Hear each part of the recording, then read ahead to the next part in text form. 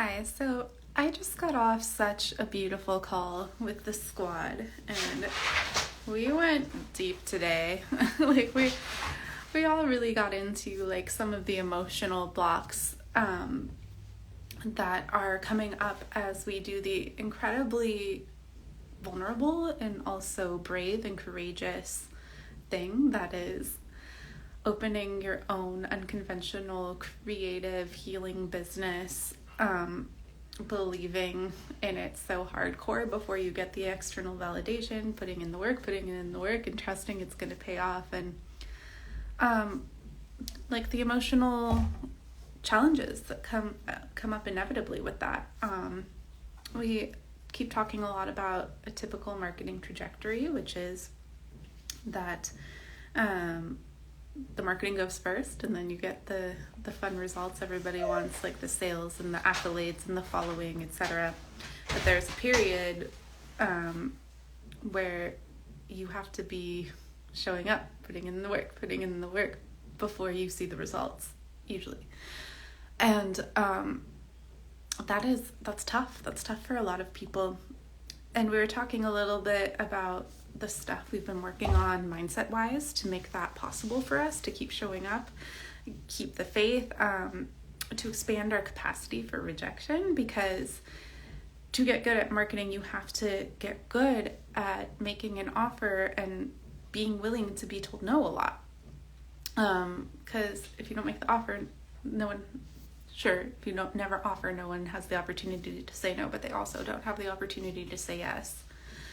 And one of the things we're talking about is myself and another squad member have been working a lot on our money mindsets lately and trying to shift out of a habitual mental filter of scarcity, like there's not enough, there's lack, what if we lose it, etc., into a framework of abundance. There is enough. Of course it's going to work out.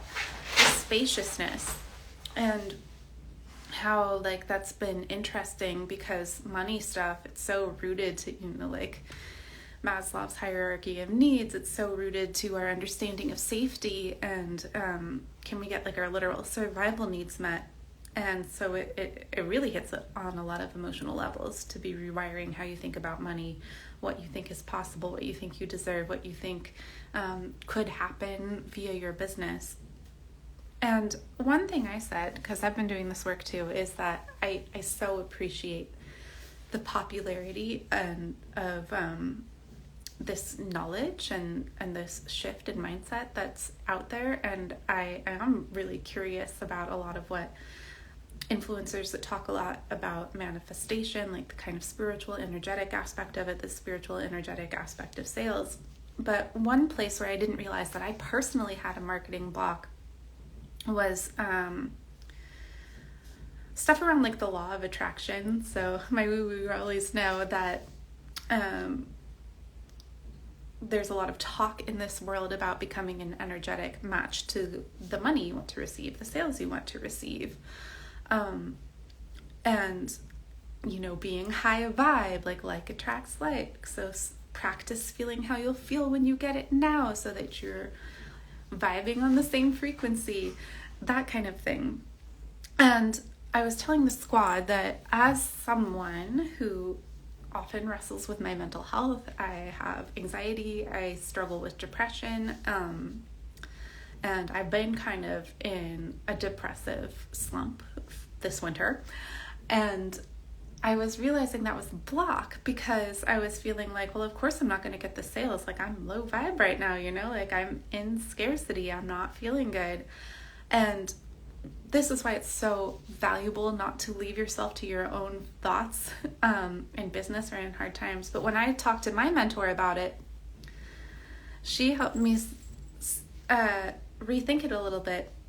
And so one of the things I found really helpful for myself to be able to show up in marketing, no matter like how I'm feeling, what shit's going down in my personal life, is practicing the thought that even on my worst day, I have valuable things to share. I have things that can heal, that can help, that can inspire, that can lift other people up.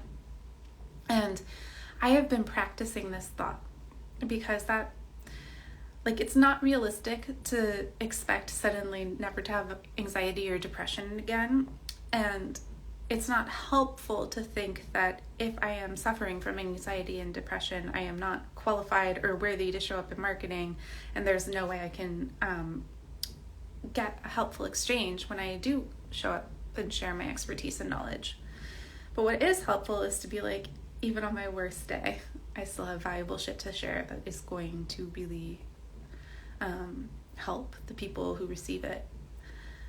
And you know what the beautiful thing is? I realized I'd been practicing this thought for a little while, and I was grateful to my mentor for kind of snapping me out of it when I was thinking like, well, there's no way I can share anything compelling or helpful from in the way I'm feeling right now.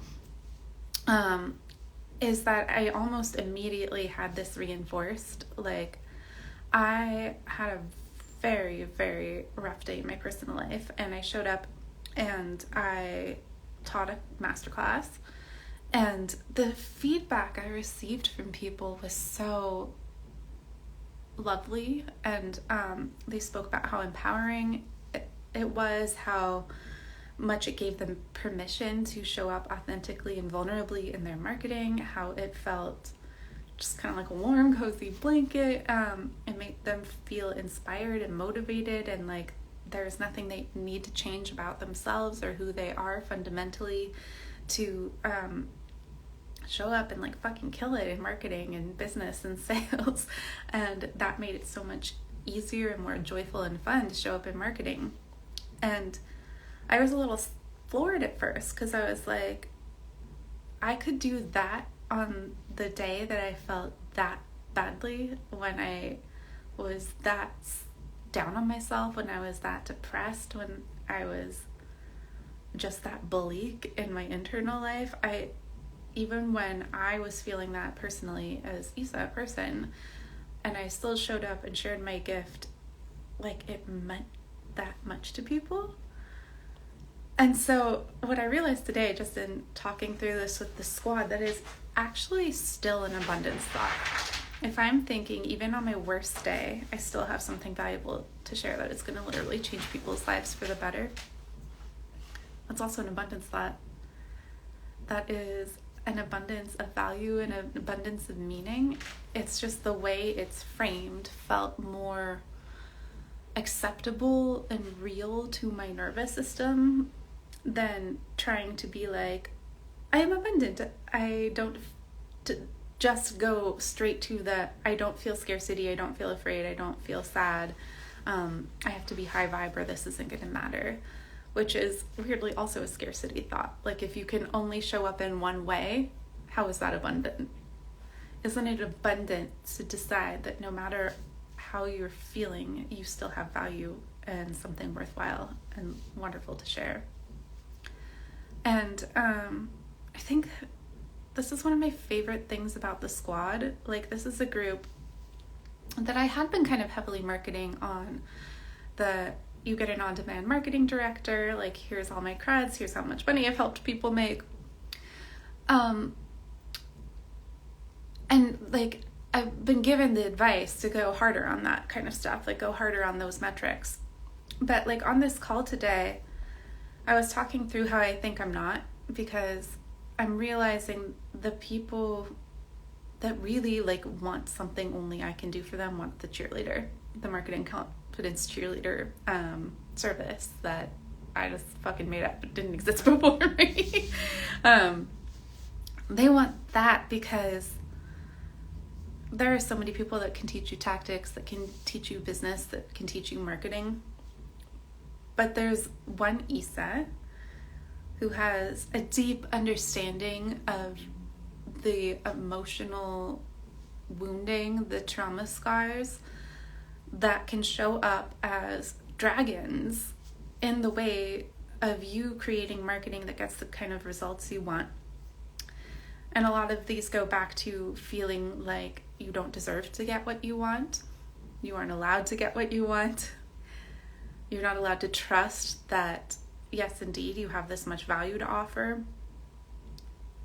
you might have some, I can only show up perfectly or in one way. And the reason I can help people with these dragons so much is because I have these dragons show up so much for me. Like, I've had them show up so much for me throughout my life, even to this day. And so I've had to think about them a lot. I've had to reflect on them a lot. I've had to figure out what magic words to tell myself to make it so they will let me show up in the way I need to get the incredibly beautiful results that I want, to make the waves I want to make in the world. And it was so beautiful because it felt kind of vulnerable to share that with my community, my squad, be like, look, I've had a messaging problem with my own offer with this squad that I love so much, and that I love all of you, and that we are all literally making daily magic and daily.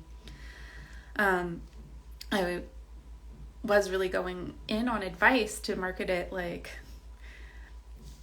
in a very businessy, very, here's how I'm going to make you the money, like here's how much you'd have to pay me if I was your in-house marketing director type of terms. And that deciding, rather than going with the advice to just go harder on that aspect, to just listen to like really pay attention what happens in this container, what happens in squad, and what happens in my one-on-one cheerleading services, which is people clear the feelings that are blocking them from getting the kind of business results they want, making the kind of marketing that's going to get them those results, believing they're allowed to and get to have any of it. Like, that's the magic, as unconventional as it is. And yes, I can still teach you the tactics and strategy and messaging, but it's really the emotional thing is the gold. And all of the squad members, like, they're like literally people crying on this call were like, yeah, that's what you need to say. That's what you need to say. And I also got oh, hi Micah. Hi Real Slim Frankie. And that was so amazing to realize. So I think really, like, effective marketing is about being able to give yourself permission to say what you want to say, and say what you want to do with, and say it with your whole chest. And so I wanted to offer the reframe that if you too are getting like really caught up in learning about manifestation and have had that particular dragon show up for you, where you're like, if I'm feeling low or bad, like I'm not in the right vibes to give meaning, to give value to people, and that's stopping you. The reframe that helped me was like to practice the belief, even on my worst day, I have really valuable shit to share. And to also see that if you need to reword stuff to make it work with your nervous system, that's okay. That's how I needed to reword abundance, like how to be in an abundance mindset and attract all the stuff I want in business, to be able to show up even when I'm depressed or feeling bad. And I also wanted to say, I guess, going off on this tangent of just what just happened on this beautiful squad call, is I was surprised when I was going through how I realized I had a messaging issue with the squad by following too much advice, to lean too hard into the money, to lean too hard into the business aspect, when really what people are telling me over and over again is their favorite part of working with me and what they've taken into their life. And their main takeaway was like, you entirely changed how I felt about business, which made it possible for me to market. And like, yes, money came, and success and bigger audiences and all that stuff came after. But first, they had to fix the emotional thing that was standing in the way of them being able to show up at all, or believe it was possible at all, or believe what they had to say was valuable. And so the other helpful marketing thought I want to give you is, you don't have to do what you're told. I know it's scary because people that follow me are generally inhabit one or a few marginalized identities, like women, queer, BIPOC, etc., differently abled.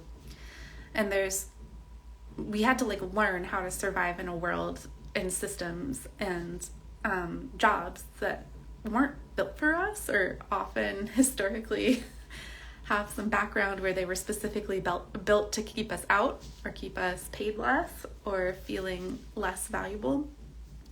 And that a lot of us like opened our own businesses because we don't want to live like that forever, and we feel stifled by having to conform to systems like that.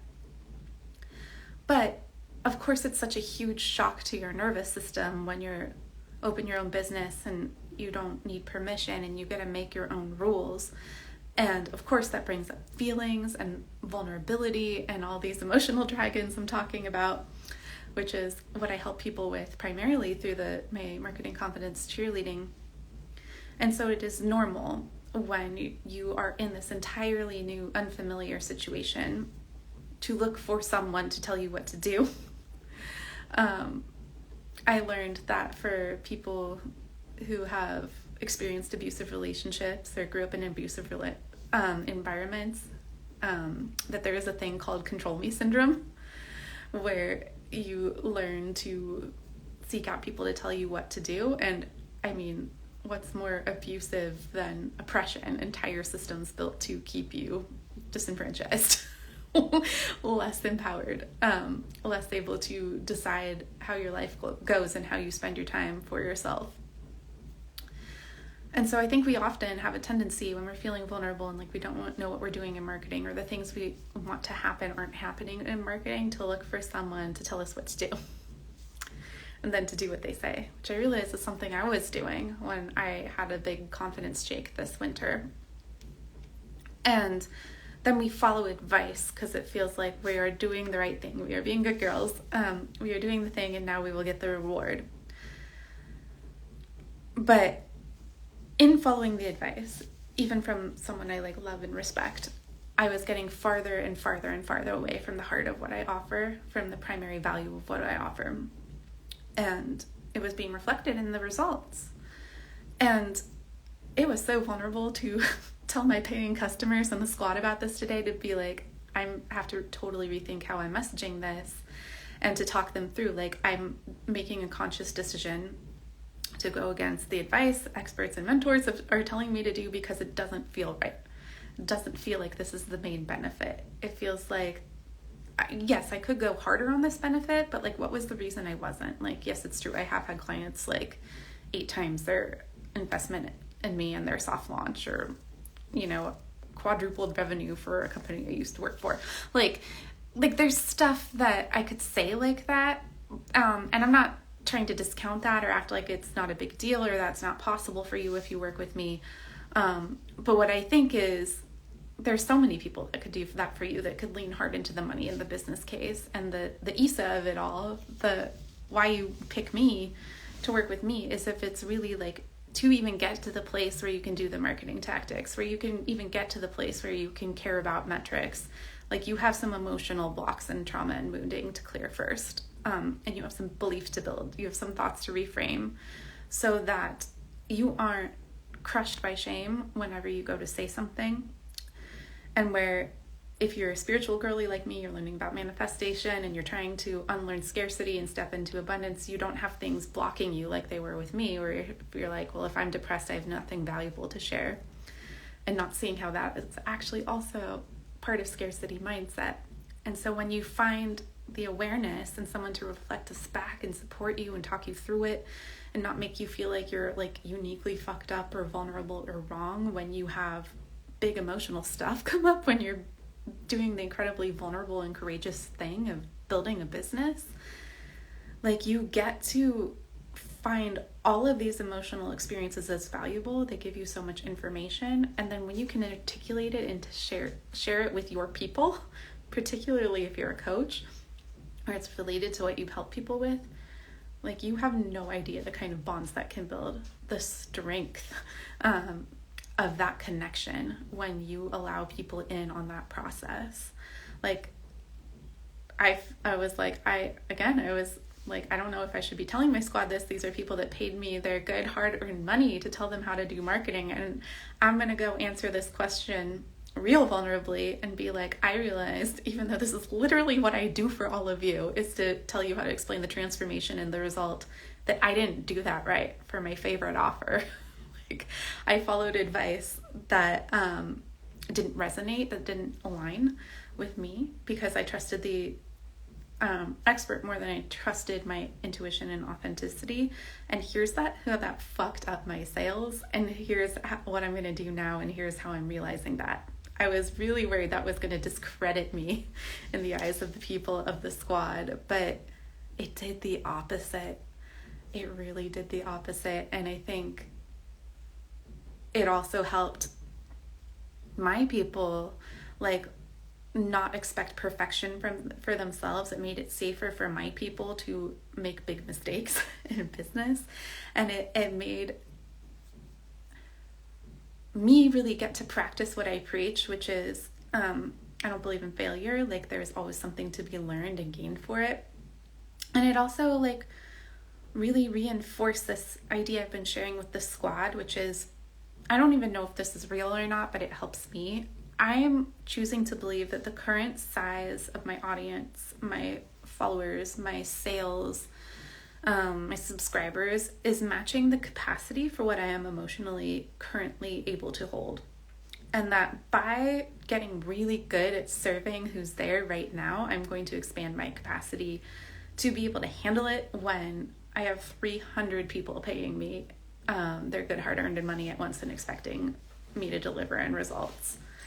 And it's okay that my nervous system isn't ready for that yet. And it's also okay that to believe that I will earn that capacity through how I show up for who's there right now. And I feel like I just, like, kind of blew open my capacity a lot by getting that vulnerable with my customers and telling them how I had a thought error that was preventing me from showing up, which I talked about earlier in this call. And then also how I was leaning into the wrong message and how I'm going to do it differently.